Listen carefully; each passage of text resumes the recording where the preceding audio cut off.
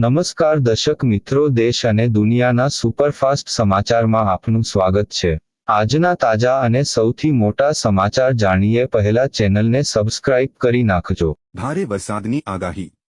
રાજ્યમાં 14 થી 18 ડિસેમ્બર વચ્ચે તેમજ 22 અને 23 ડિસેમ્બરે માવઠાની આગાહી કરાઈ છે। નિષ્ણાત અંબાલાલ પટેલે આગાહી કરી છે।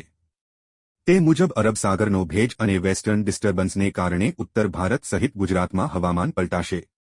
ઉત્તર ભારતમાં કરા સાથે વરસાદ પડી શકે છે।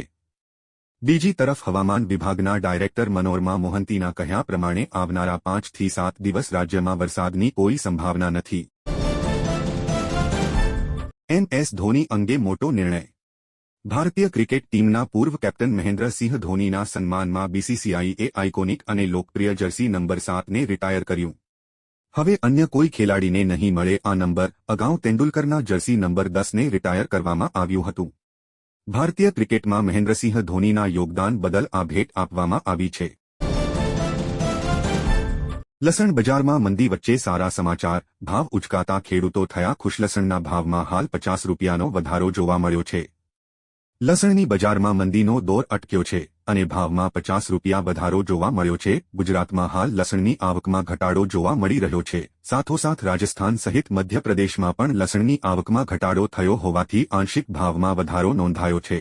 લસણના પ્રતિ અમણના ભાવ હવે 4000 રૂપિયા નજીક પહોંચી રહ્યા છે। ગઈકાલે રાજકોટ APMCમાં લસણની 1500 બોરીની આવક થઈ હતી, જેના ભાવ 2250 રૂપિયાથી 3400 રૂપિયા સુધી બોલાયા હતા।